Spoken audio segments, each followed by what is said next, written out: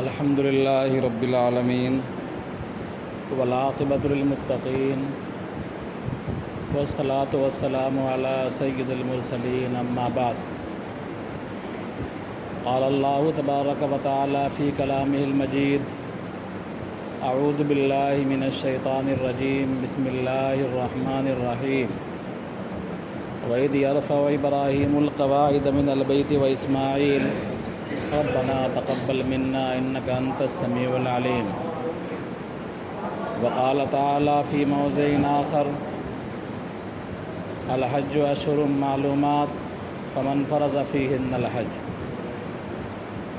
وقال النبي صلى الله عليه وسلم من ملك زادا وراحلة تبلغه إلى بيت الله ولم يحج فلا عليه أن يموت يهوديا أو نصرانيا او کما قال علیہ الصلاۃ والسلام۔ محترم بزرگوں، عزیز ساتھیوں، 2-3 ہفتوں سے کچھ برائیاں جو دبے پاؤں ہمارے معاشرے اور سماج میں داخل ہو گئی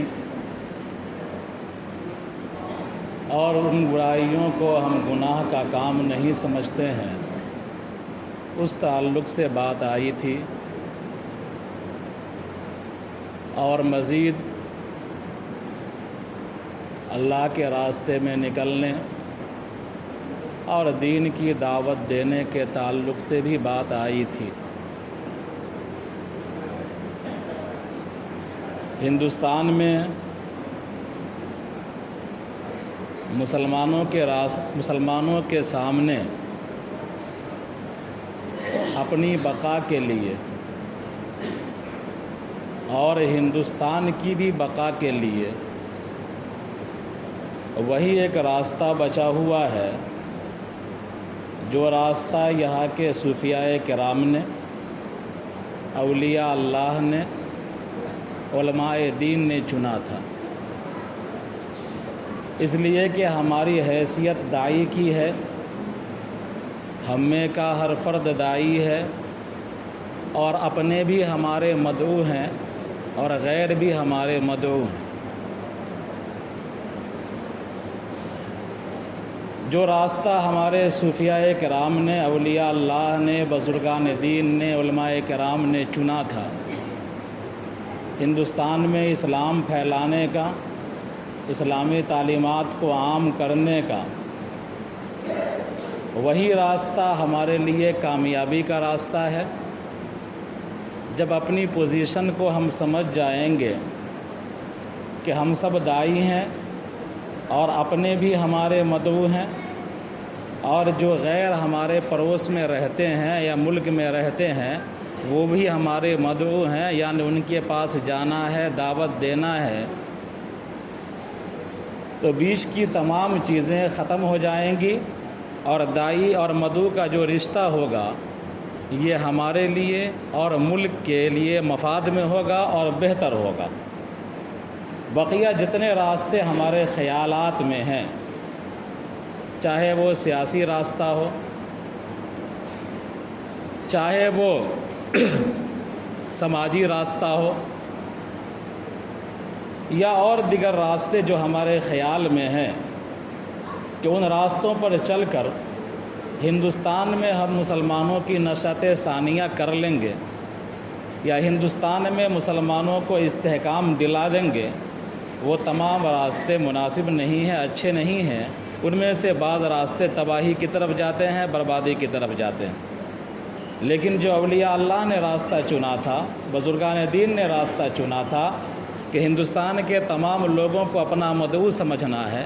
اور یہ سمجھنا ہے کہ اللہ کا پیغام ان کے لیے بھی ہے، اللہ کا کلام ان کے لیے بھی ہے، ہمارے رسول ان کی ہدایت کے لیے بھی آئے تھے، اور اللہ کی امانت ہمارے پاس ہے، ان امانتوں کو ہم کو ان تک پہنچانا ہے، تو انشاءاللہ تمام جھگڑے ختم ہو جائیں گے اور ہندوستان کا سنہرا دور لوٹ سکتا ہے۔ بہرحال بات کبھی آئے گی، کی جائے گی انشاءاللہ۔ میں نے آیات پڑھی ہیں، ان آیات کا تعلق حج سے۔ آپ کے علم میں ہے کہ حج کے ایام شروع ہو چکے ہیں۔ دنیا کے تمام خطوں سے حجاج کرام بیت اللہ کی طرف روانہ ہو رہے ہیں۔ بہت سارے لوگ ہو چکے ہیں، بہت سارے لوگ لائن میں ہیں، نمبر میں ہیں، اور حاجیوں کا قافلہ جوق در جوق دنیا کی چہار جانب سے حرم کی طرف چل پڑا ہے، پہنچ رہا ہے۔ حج اسلام کے 5 ارکان میں سے ایک اہم رکن ہے۔ 5 ارکان آپ جانتے ہیں، مسلمان ہیں، ہر مسلمان جانتا ہے۔ کلمہ پڑھنا، زبان سے بھی اقرار کرنا، دل سے بھی تصدیق کرنا، نماز پڑھنا، روزہ رکھنا، اللہ نے مال دیا ہے تو زکوٰۃ دینا،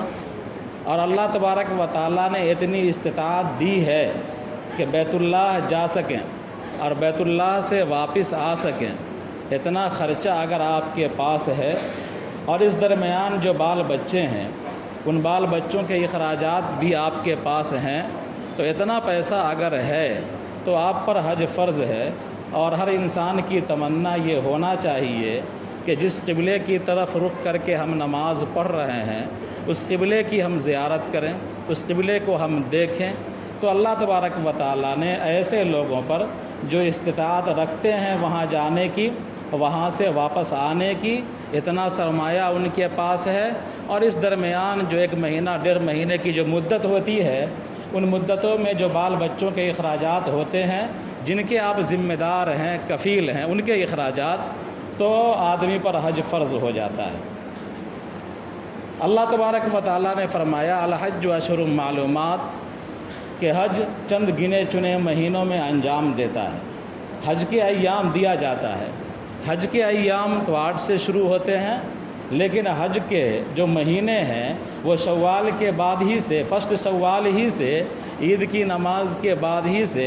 اگر کوئی آدمی احرام کی نیت کر لے اور احرام باندھ کر کے مکہ کی طرف چل لے تو وہ احرام باندھ سکتا ہے اور جا سکتا ہے۔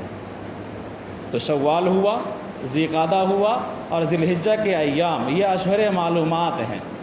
یہ حج کے موسم ہیں۔ ان مہینوں میں اور چند دنوں میں حج کے فرائض انجام دیے جاتے ہیں اور لوگ حج کے لیے جاتے ہیں، حج ادا کرتے ہیں۔ بہرحال حج جو ہوتا ہے تو حج میدان عرفات میں، حج کا ایک رکن اعظم ہے وقوف عرفہ، اور حج طواف زیارت، بیت اللہ کا طواف لوگ کرتے ہیں۔ جس قبلے کی طرف رک کر کے ہم نماز پڑھتے ہیں اس قبلے کے چاروں طرف چکر لگاتے ہیں، صفا مروہ کی سعی کرتے ہیں، میدان عرفات میں وقوف کرتے ہیں، مزدلفہ میں قیام کرتے ہیں، رات گزارتے ہیں۔ چند اعمال کا مجموعہ ہے جس کو حج کہا جاتا ہے۔ بہرحال میں نے کہا کہ ہر انسان کے دلوں کے اندر یہ تمنا ہونی چاہیے، اگر نہیں ہے تو پیدا کر لے آدمی، کہ اللہ تبارک و تعالیٰ جیسے ہی ہم کو استطاعت دے تو ہم بیت اللہ کا حج کریں۔ جناب نبی کریم صلی اللہ علیہ وسلم نے ارشاد فرمایا تھا من ملک زادا وراحلۃ تبلغہ الی بیت اللہ ولم یحج فلا علیہ ان یموت یہودیا او نصرانیا، کہ جس کو اللہ تبارک و تعالیٰ زاد و راحلہ عطا فرما دے، یعنی اتنا پیسہ اس کو دے دے کہ بیت اللہ جا سکے، بیت اللہ سے واپس آ سکے، بال بچوں کے اخراجات وہ اٹھا سکتا ہے، اتنا پیسہ اگر کسی کے پاس ہے تو اس پر حج فرض ہو گیا۔ اس کی بنیادی ضروریات پوری ہو رہی ہیں، یعنی کھانے کے لیے سامان اس کے پاس ہے، رہنے کے لیے سر پر سائبان ہے، چھت ہونا ضروری نہیں، چھت کا مکان ہونا ضروری نہیں ہے، رہنے کے لیے سائبان سر پر ہے، پہننے کے لیے کپڑے ہیں، کھانے کے لیے اناج ہے، اور اللہ تبارک و تعالیٰ اتنا پیسہ دے دے، گرچہ یہ پیسہ مکان بنانے کی نیت ہی سے 4 سال سے رکھے ہوا ہے، 5 سال سے رکھا ہوا ہے کہ پختہ مکان ہم بنائیں گے، تو ایسے آدمی پر بھی حج فرض ہے۔ تو جناب نبی کریم صلی اللہ علیہ وسلم نے فرمایا کہ من ملک زادا وراحلۃ تبلغہ الی بیت اللہ، کہ جس شخص کو اللہ تبارک و تعالیٰ اتنی استطاعت دے دے کہ بیت اللہ جا سکے، بیت اللہ سے واپس آ سکے، زاد و راحلہ اس کو مل جائے، یعنی حج کا جو توشہ ہوتا ہے، سفر خرچ اس کو میسر ہو جائے، اور اس پر حج فرض ہو گیا، اس نے حج نہیں کیا، ٹالتا رہا، فلا علیہ ان یموت یہودیا او نصرانیا، تو اللہ کو کوئی پرواہ نہیں، اللہ کا ذمہ اس سے بڑی ہے۔ اللہ تبارک و تعالیٰ کو کوئی پرواہ نہیں کہ وہ یہودی ہو کر کے مرے یا نصرانی ہو کر کے مرے، یعنی اس کے خاتمے ایمان پر ہوگا یا نہیں، اس کی کوئی ضمانت نہیں دی جا سکتی ہے، اس لیے کہ اللہ اور اس کا رسول اس سے اپنا ذمہ اٹھا لیتا ہے۔ تو بڑی سخت وعید ہے۔ بہت سارے ہمارے بھائی ہیں ہمارے معاشرے اور سماج میں جن کے پاس آج کے وقت میں 3,80,000 روپیہ خرچہ ہوتا ہے، یا 4 لاکھ روپیہ مان لیجئے خرچہ ہوتا ہے ایک آدمی پر، اور پھر 20-25-30,000 40,000 روپیہ گھر کے اخراجات ہوتے ہیں، تو 4,40,000 مان لیتے ہیں، 4.5 لاکھ مان لیتے ہیں۔ بہت سارے ہیں جن کے بینک اکاؤنٹ میں یہ 4.5 لاکھ 5 لاکھ روپے رہتے ہیں، یا 5 لاکھ روپے کے زیورات موجود رہتے ہیں، اور وہ اس نیت سے رکھے ہوتے ہیں کہ ابھی تو چھپر کا مکان ہے، 5 سال کے بعد مکان بنائیں گے، پختہ مکان بنائیں گے، اور پھر ہر طرح کا رنگ و روغن کریں گے۔ تو ایسے آدمی پر بھی حج فرض ہے، لہذا اگر وہ نہیں کرتا ہے، ٹالتا ہے کہ پیسہ ہم رکھے ہوئے ہیں مکان بنانے کے لیے اور مکان ہی بنائیں گے، یا 5 سال سے بینک اکاؤنٹ میں 5 لاکھ روپیہ رکھے ہوئے ہیں کہ ہم اس سے کاروبار ہی کریں گے، تو ایسا آدمی گویا کہ حج کو ٹال رہا ہے، اللہ تبارک و تعالیٰ کا ذمہ اس سے بڑی ہے۔ لہذا غور کر لیجئے، اگر آپ کے پاس اللہ نے استطاعت دیا ہے تو حج کی نیت کر لیجئے، اور ہر سال فارم بھرا جاتا ہے، عام طور پر اکتوبر نومبر کے مہینے سے شروع ہو جاتا ہے، تو اس موقع پر اپنا ٹٹول کر کے اگر ہم پر حج فرض ہے تو فارم بھر کے حج کی تیاری شروع کر دیں، پاسپورٹ وغیرہ کی تیاری شروع کر دیں، انشاءاللہ اللہ تعالیٰ پہنچائے گا۔ میں نے آیت پڑھی ہے وَإِذْ يَرْفَعُ إِبْرَاهِيمُ الْقَوَاعِدَ مِنَ الْبَيْتِ وَإِسْمَاعِيلُ رَبَّنَا تَقَبَّلْ مِنَّا إِنَّكَ أَنْتَ السَّمِيعُ الْعَلِيمُ۔ خانہ کعبہ جو ہے، جس کا طواف کرتے ہیں حجاج کرام اور جس کی طرف رخ کر کے ہم نماز پڑھتے ہیں، اللہ تبارک و تعالیٰ نے اس خانہ کعبہ کا مؤسس اور بانی ظاہری طور پر ابراہیم علیہ السلام کو قرار دیا ہے، لیکن قرآن کی اسی آیت سے پتہ چلتا ہے کہ ابراہیم علیہ السلام نے خانہ کعبہ کی نشأت ثانیہ یا ثالثہ کی ہے۔ خانہ کعبہ کی بنیاد تو بہت پہلے فرشتوں کے ذریعے، پھر آدم علیہ السلام کے ذریعے سے اس کی تعمیر کر دی گئی تھی، اس لیے کہ اللہ تبارک و تعالیٰ نے کہا اذ یرفع ابراہیم القواعد، کہ وہ وقت قابل ذکر ہے، یاد کرنے کے قابل ہے، جب ابراہیم علیہ السلام خانہ کعبہ کی بنیادوں کو اٹھا رہے تھے، اوپر کر رہے تھے۔ تو خانہ کعبہ کی بنیاد پہلے سے موجود تھی، تب ابراہیم علیہ السلام اس بنیاد کو اٹھا رہے تھے۔ آدم علیہ السلام کو جب اللہ تبارک و تعالیٰ نے جنت سے اتارا تھا تو آدم علیہ السلام ایک لمبے عرصے تک روتے رہے، ایک لمبے زمانے تک روتے رہے۔ اللہ تبارک و تعالیٰ نے القاء کیا دعا کرنے کا۔ آدم علیہ السلام نے دعا کیا ربنا ظلمنا انفسنا وان لم تغفر لنا وترحمنا لنکونن من الخاسرین، کہ ہمارے پروردگار، ہم نے اپنے آپ پر ظلم کیا ہے کہ جس درخت کے قریب جانے سے آپ نے منع کر دیا تھا، اس درخت کے قریب ہم چلے گئے اور ہم نے اس کو کھا لیا، ہم نے اپنے آپ پر ظلم کیا۔ وَإِن لَّمْ تَغْفِرْ لَنَا، آپ نہیں بخشش کریں گے تو کون ہماری بخشش کرے گا؟ اگر آپ بخشش نہیں کریں گے تو لَنَكُونَنَّ مِنَ الْخَاسِرِينَ، تو ہم گھاٹا اٹھانے والوں میں سے ہو جائیں گے۔ وقت کے نبی ہیں، اللہ تعالیٰ کے خلیفہ ہیں، اللہ تبارک و تعالیٰ نے ان کے بارے میں کہا جاعل فی الارض خلیفہ، لیکن ایک ہلکی سی چوک ہوئی ہے، ہلکی سی چوک ہوئی ہے، اس چوک کے تعلق سے اتنا روئے کہ آنکھیں خشک ہو گئیں، اور پھر دعا کیا تو کتنا شاندار الفاظ استعمال کیا کہ ربنا ظلمنا انفسنا وان لم تغفر لنا وترحمنا لنکونن من الخاسرین، کہ ہم نے اپنے آپ پر ظلم کیا ہے۔ اگر آپ بخشش نہیں کریں گے تو ہم گھاٹا اٹھانے والوں میں سے ہو جائیں گے۔ ہم انہی کی اولاد ہیں، کتنی غلطیاں کرتے رہتے ہیں، کتنی چوک ہوتی رہتی ہے ہم سے، بڑے بڑے گناہوں کا ارتکاب کرتے رہتے ہیں، آنکھ سے آنسو تو کجا، دعا کے لیے ہاتھ بھی نہیں اٹھتے ہیں اور استغفار بھی نہیں کرتے ہیں، ان گناہوں سے توبہ بھی نہیں کرتے ہیں، اور کبھی کبھی ایسا ہوتا ہے کہ ان گناہوں میں ملوث ہوتے ہوئے ہم دنیا سے چلے بھی جاتے ہیں۔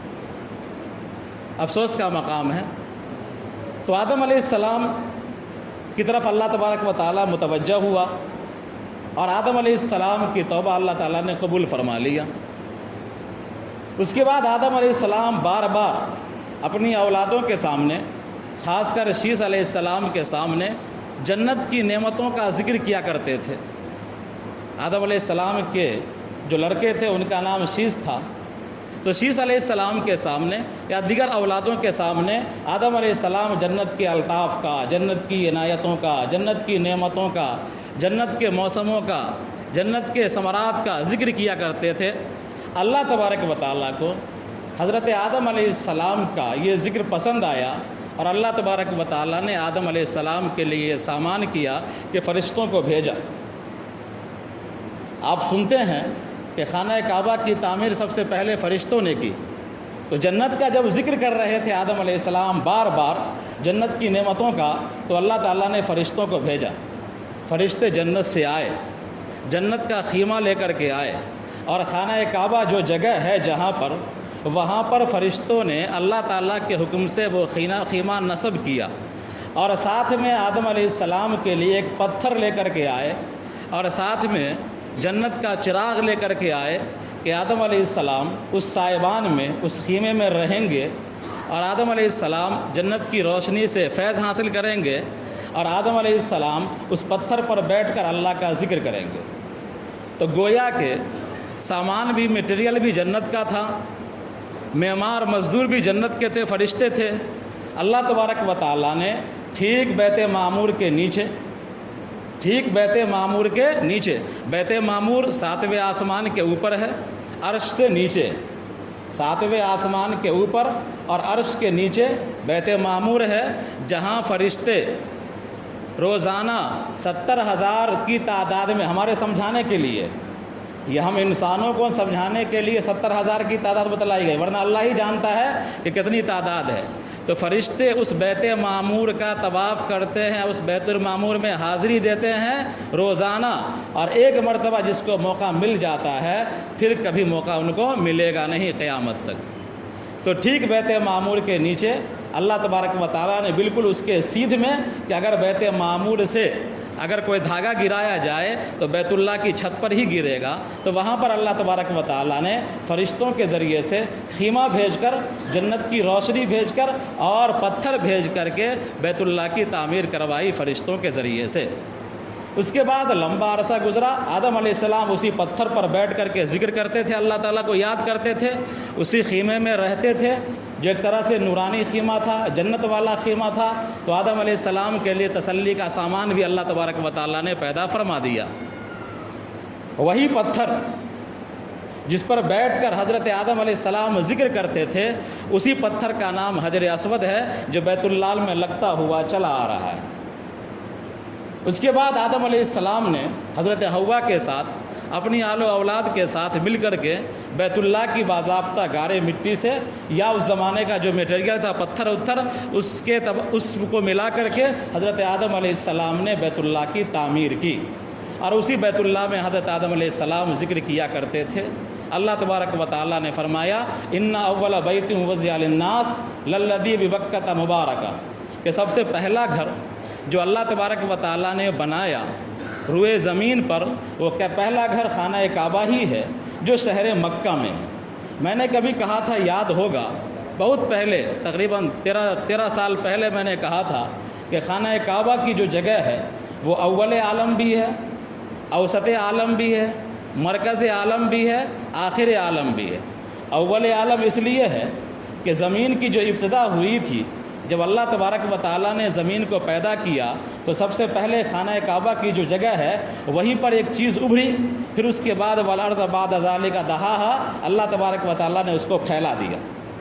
تو گویا کہ زمین کا میٹیریل اور میٹ وہیں سے تیار ہوا، اللہ تبارک و تعالیٰ نے اس کو پھیلایا۔ تو خانہ کعبہ کی جو جگہ ہے اول عالم ہے، اور خانہ کعبہ کی جو جگہ ہے وہ اوسط عالم ہے، دنیا کے بیچوں بیچ میں۔ دنیا کا جو بھگول ہے، جغرافیہ ہے، اس کے اعتبار سے خانہ کعبہ کی جگہ بالکل بیچ میں ہے۔ جس طرح چکی ہوتی ہے، چکی کے بیچ میں چکی کی دھری ہوتی ہے، جس کے ارد گرد چکی گھومتی ہے، تو خانہ کعبہ بالکل مین سینٹر میں ہے زمین کے۔ تو یہ اوسط عالم بھی ہوا، دنیا کے بیچ میں۔ خانہ کعبہ مرکز عالم بھی ہے، اللہ تبارک و تعالیٰ کی تجلیات دنیا میں اترتی ہے تو وہیں اترتی ہے، اللہ کی رحمتیں برستی ہیں تو وہیں برستی ہیں، اللہ تبارک و تعالیٰ کی عنایات وہیں متوجہ ہوتی ہے، تو یہ مرکز عالم بھی ہے اور آخر عالم بھی ہے خانہ کعبہ، اس لیے کہ خانہ کعبہ کو قیام للناس کہا گیا، خانہ کعبہ کی جو جگہ ہے اس کو قیام للناس کہا گیا، یعنی خانہ کعبہ جب تک ہے دنیا باقی ہے، اور خانہ کعبہ جب منہدم کر دیا جائے گا تو دنیا بھی اس کے بعد منہدم کر دی جائے گی، دنیا کی بھی اینٹ سے اینٹ بجا دی جائے گی، قیامت قائم ہو جائے گی۔ حدیث کے اندر آتا ہے کہ ایک قوم اٹھے گی جس کی ناک چپٹی ہوگی، پنڈلی چھوٹی ہوگی، آنکھیں چھوٹی ہوں گی، اس کی آنکھیں بھی چھوٹی ہوں گی، ناک بھی چپٹی ہوگی اور پنڈلی بھی چھوٹی ہوگی، یعنی نٹکی قوم، پہاڑی ٹائپ کی ایک قوم اٹھے گی اور وہ خانہ کعبہ پر چڑھائی کر کے خانہ کعبہ کو منہدم کر دے گی، اس کے بعد اللہ تبارک و تعالیٰ دنیا کو چھوڑے گا نہیں، تہس نہس کر دے گا، قیامت قائم ہو جائے گی، تو خانہ کعبہ قیام للناس بھی ہے۔ بہرحال فرشتوں کے ذریعے سے اللہ تبارک و تعالیٰ نے اسی جگہ پر بیت اللہ کی تعمیر کروائی، میٹیریل جنت کا تھا، روشنی جنت کی تھی، معمار جنت کے فرشتے تھے، پھر آدم علیہ السلام نے اس کو دنیا کے میٹیریل سے بنایا، وہاں پر خانہ کعبہ، آدم علیہ السلام کا بنایا ہوا خانہ کعبہ چلتا رہا، شیس علیہ السلام کا زمانہ گزرا، ادریس علیہ السلام کا گزرا، ادریس علیہ السلام نے اپنے ابا کا زمانہ تقریباً 350 سال پایا ہے، ادریس علیہ السلام نے اپنا دادا کا زمانہ تقریباً 350 سال پایا ہے، تو خانہ کعبہ اسی حالت پہ رہا۔ حضرت ادریس علیہ السلام کے زمانے میں شیس علیہ السلام وغیرہ نے خانہ کعبہ کی صرف توسیع کی ہے، یعنی خانہ کعبہ کی مقدار کو بڑھایا ہے، چندہ کر لیں، خانہ کعبہ کی مقدار کو بڑھایا ہے، اس کی جو حیت تھی اس کو بڑھایا ہے، یعنی ابا نے جو تعمیر کیا تھا اس کی توسیع کیا ہے شیس علیہ السلام نے۔ یہ خانہ کعبہ چلتا رہا اور تمام جو بھی اس زمانے میں انبیاء ہوتے تھے، سارے انبیاء بیت اللہ کا حج کیا کرتے تھے، خانہ کعبہ کا طواف کیا کرتے تھے، طواف ہوتا رہا اور یہ خانہ کعبہ چلتا رہا یہاں تک کہ نوح علیہ السلام کا زمانہ آ گیا۔ اور نوح علیہ السلام کے زمانے میں آپ جانتے ہیں کہ نوح علیہ السلام کے زمانے میں ایک بڑا سیلاب آیا دنیا کے اندر، اور دنیا کی تمام قومیں اور تمام انسان برباد ہو گئے، سوائے ان لوگوں کے جو کشتی کے اندر موجود تھے، 80 نفر تھے یا 300 افراد تھے، تو وہی لوگ بچے جو نوح علیہ السلام کی کشتی میں سوار تھے۔ روایتوں کے اندر تاریخی روایت ہے، مستند نہیں ہے، تاریخی روایات ہے، مستند نہیں ہے کہ نوح علیہ السلام کی کشتی جب سیلاب میں چکر لگا رہی تھی، دنیا گھوم رہی تھی، تو اس وقت اس نے خانہ کعبہ کا طواف بھی کیا تھا بیت اللہ کا، تو اس زمانے میں خانہ کعبہ کو اٹھا لیا گیا تھا طوفان نوح کے وقت، اور خانہ کعبہ کی جو بنیادیں تھیں وہ نیچے چلی گئی تھیں، اور اس پر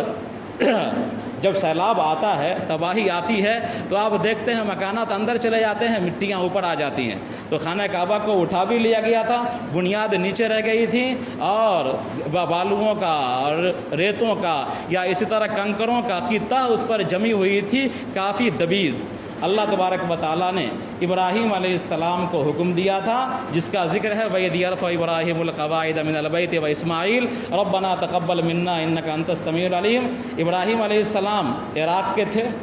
عراق میں پیدا ہوئے، عراق ہی میں نمرود کی حکومت تھی،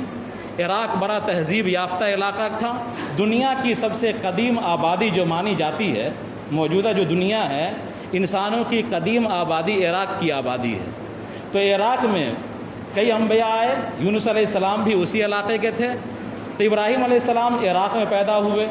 عراق میں پلے بڑھے، قدیم زمانے کا عراق۔ ابراہیم علیہ السلام کو عراق چھوڑ کر جانا پڑا ملک شام، کبھی بات آئے گی بتلا دیا جائے گا، بتلایا بھی گیا ہے۔ ابراہیم علیہ السلام کو ہجرت کرنی پڑی، اپنا وطن چھوڑنا پڑا، عراق سے ملک شام جانا پڑا۔ ملک شام میں حضرت ہاجرہ بھی ہیں، حضرت سارہ بھی ہیں، اور حضرت ہاجرہ کے ساتھ ابراہیم علیہ السلام کو حکم ہوا کہ حضرت ہاجرہ کو لو، اپنے بچے کو لو، اور تم چلے جاؤ جہاں میں بھیجنا چاہ رہا ہوں۔ اللہ تبارک و تعالیٰ نے فرشتے کو بھیجا، جبرائیل علیہ السلام ساتھ تھے، جنت کی سواری ساتھ تھی، اور ابراہیم علیہ السلام، ہاجرہ علیہ السلام اور اسماعیل علیہ السلام سب ساتھ ہوئے، جبریل میر کارواں ہوئے، رہنما ہوئے ایک طرح سے اور لے کر کے چلے، اور اسی جگہ پر جہاں خانہ کعبہ موجود ہے وہاں پر ابراہیم علیہ السلام، ہاجرہ علیہ السلام اور اسماعیل علیہ السلام فروکش ہوئے اور وہاں وہ قیام پذیر ہوئے، اور ابراہیم علیہ السلام کو حکم ہوا کہ یہاں سے رخصت ہو جاؤ۔ بہرحال واقعہ اپنی جگہ پر، ابراہیم علیہ السلام نے ایک زمانے کے بعد جب اسماعیل علیہ السلام چھری کا واقعہ، ذبح کرنے کا واقعہ ہو گیا، اسماعیل علیہ السلام جوان ہو گئے، تو ابراہیم علیہ السلام آئے اور اللہ تبارک و تعالیٰ کے حکم سے بیت اللہ کی تعمیر کرنے لگے۔ اس وقت اللہ تبارک و تعالیٰ نے بادل کا سائبان بھیجا تھا، اور تاریخی روایات کے اندر آتا ہے کہ اس بادل کا جو سائبان بادل تھا اوپر، تو اس کا جو سایہ جہاں پر پڑ رہا تھا وہی خانہ کعبہ کی جگہ تھی۔ وہاں باپ بیٹے نے کھدائی شروع کی اور بیت اللہ کی بنیاد نکل آئی، وہیں پر بیت اللہ کی تعمیر ہوئی۔ بعض مورخین نے یہ لکھا ہے کہ وہ جو سائبان تھا، ابر کا ٹکڑا تھا، نزدیک آ گیا اور اس ابر کے ٹکڑے میں بیت معمور نظر آ رہا تھا سامنے، اسی کے سیدھ میں ابراہیم علیہ السلام نے کھدائی کر کے خانہ کعبہ کی بنیاد کو نکالا اور بنیاد کو اٹھایا۔ اذ یرفع ابراہیم القواعد من البیت و اسماعیل ربنا تقبل منا۔ باپ بیٹے نے بنیاد کو اٹھایا،